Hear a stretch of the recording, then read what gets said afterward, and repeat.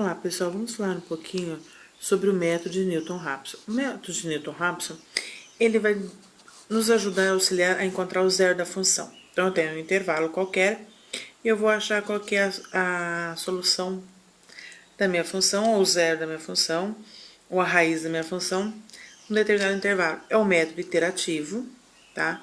Então a gente precisa achar um pontapé inicial, que a gente vai chamar de x0. Com esse daqui a gente vai fazer as iterações, ponto de partida, para quê? Para que consigamos achar a solução, ou o zero, ou a raiz da minha função. Para isso, tá? Eu tenho como se fosse uma equação, na verdade, e eu vou transformar ela numa função, porque eu preciso fazer a derivada dela. Então, eu tenho aqui, mas só vale se a derivada for diferente de zero, porque a derivada igual a zero me dá uma indeterminação, e em determinação eu não consigo fazer mais nada. Então, eu vou ter o quê? Essa função aqui, que ela é gerada da equação x ao cubo menos 2x igual a zero, tá? Ela é gerada dessa equação. Eu preciso fazer a derivada dela. Então, vai ficar 3x ao quadrado menos 2. Como eu quero a solução no intervalo de 1 a 2, eu vou chamar meu x0 de 1. Bom, se eu tenho meu x0, que eu peguei aqui o limitante inferior do meu intervalo, meu ponto de partida, para depois eu poder achar quem?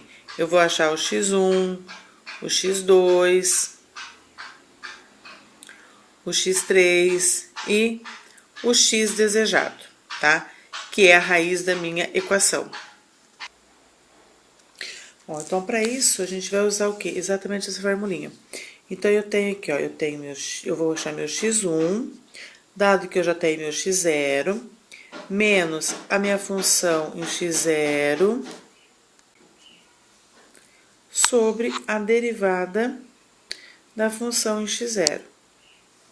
Na segunda iteração, vou achar o x2, sendo que eu tenho x1, função de x1 e a derivada em x1, ok? Então, vamos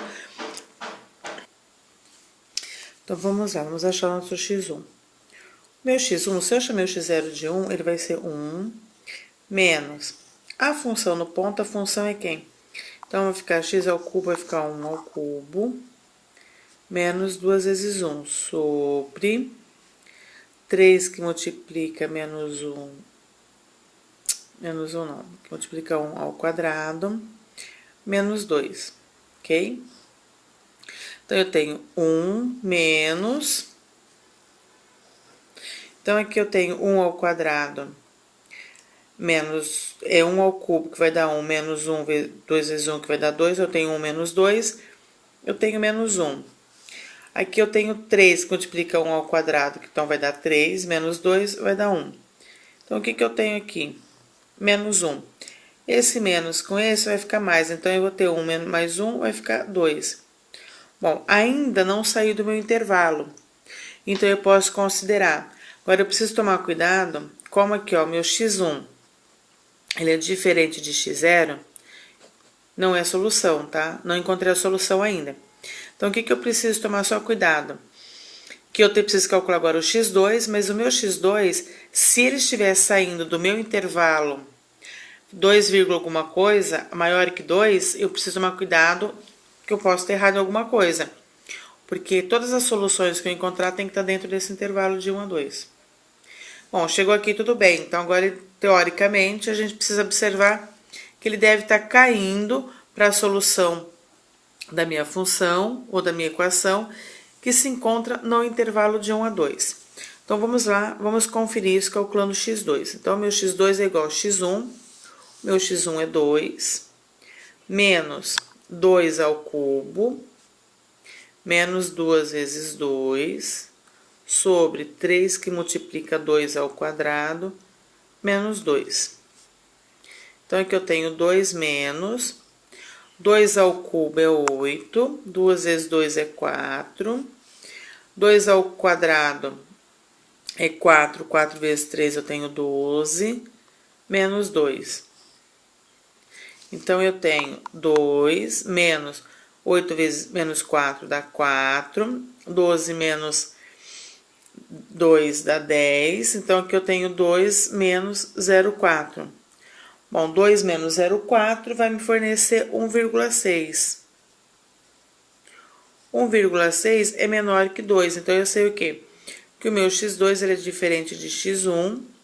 Não cheguei na solução, porém a solução que eu encontrei aqui é uma solução que está no intervalo entre 1 e 2. Então, tá ok. Teoricamente, a gente está fazendo o correto sem nenhum erro.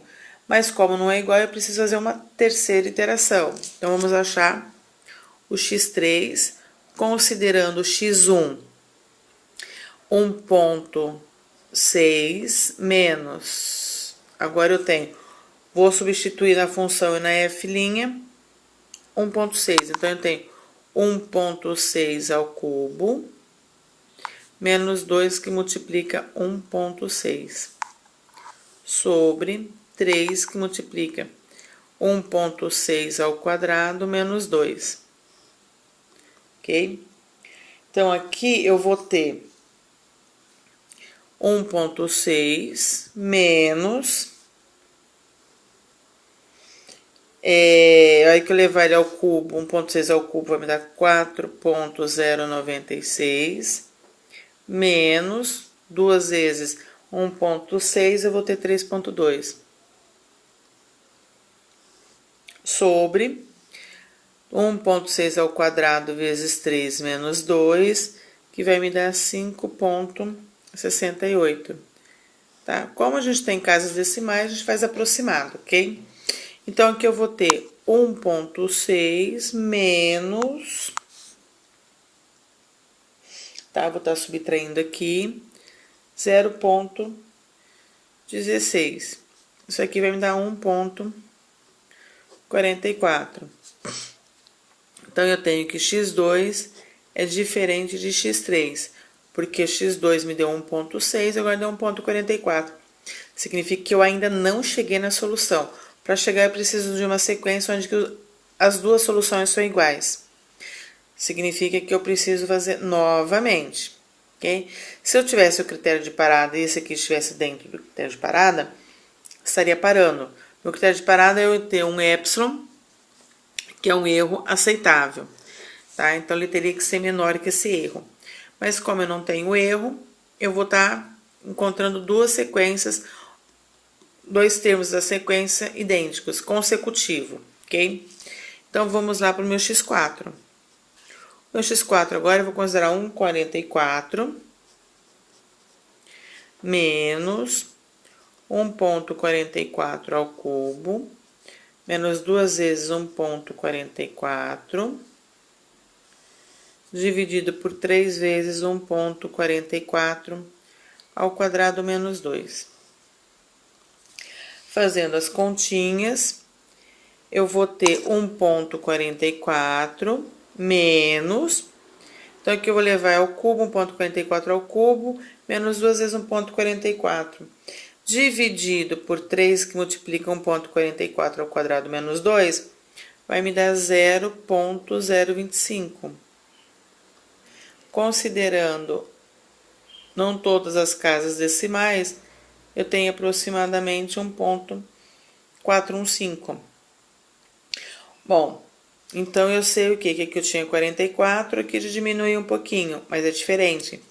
Então, significa que o meu x3 e x4 são diferentes, tá? Então, eu não cheguei na solução ainda. Teria que ser os dois iguais, e não é.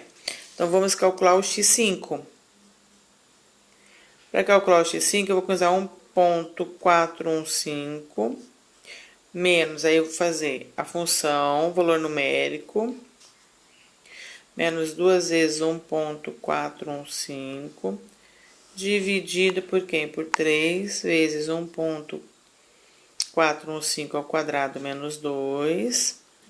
Isso daqui vai me dar, tá? Fazendo as minhas continhas aqui, eu vou chegar em 1,415. Aí, eu tenho que meu x4 é igual ao meu x5, né? Porque agora eu tô calculando x5. Os dois sendo igual, então, logo, tá? O x que tá pertencente ao intervalo 1 e 2 vai ser meu x igual a 1,415, aproximado, ok? Então, essa aqui é a solução nesse intervalo. Bom, mas lembrando que eu tenho aqui uma equação de terceiro grau, significa que eu tenho mais duas soluções. Bom, de repente, se eu me interessar por esses três, eu preciso fazer esse processo para os 3 intervalos, que aí eu vou ter 3 intervalos. Se não, eu faço com um só, como no caso aqui me interessava só um. Então, eu vou calcular isso só para um intervalo. Achei uma solução. Se eu precisar das 3, eu vou ter 3 intervalos. Eu vou fazer o mesmo processo para os 3 intervalos, vou achar as 3 raízes. Ok, pessoal? Bons estudos a todos.